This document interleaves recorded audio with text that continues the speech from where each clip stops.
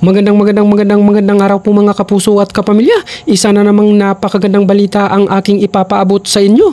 Ngayon ay araw ng Sabado pero ang ahensya ng pangisdaan ay tuloy pa rin ang serbisyo para sa ating mga mag-aaral. Dahil sa umagang ito ay magkakaroon tayo ng examination para sa ating Fisher Folk Children Educational Grant. Ito ay napakagandang programa ng ating ahensya dahil hindi lang dito sa Region 3 kundi sa buong Pilipinas. Ang layunin nito ay para mabigyan ng pagkakataon ang mga anak ng mga bayani nating mangingisda na makapag-aral ng libre at ang kurso namang kukunin kung sakaling makakapasa sa pagsusulit ay Bachelor Science in Fisheries upang sa ganun ay may magpatuloy sa mga magagandang adhikain ng ating namamahala sa ating ahensya. Alam nyo ba mga kapuso at kapamilya, ang ahensyang pangisdaan ay lalong gumaganda ang serbisyo sa mga mamamayan at lalong-lalo sa ating mga mangingisda.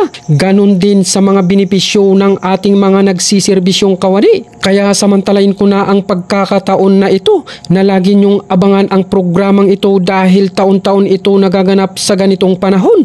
Dagdag pa dyan kung sino yung makakatapos na cum laude ay tatanggap ng 20k at kung summa cum laude naman ay tatanggap ng 50k. Saan ka pa, di ba? Sa fisheries ka na. Ay naku po, excuse me po. Hanggang dito lang po ang inyong lingkod Dan Idol dito lang po sa 24/7 mga kapuso at kapamilya. Maraming salamat po.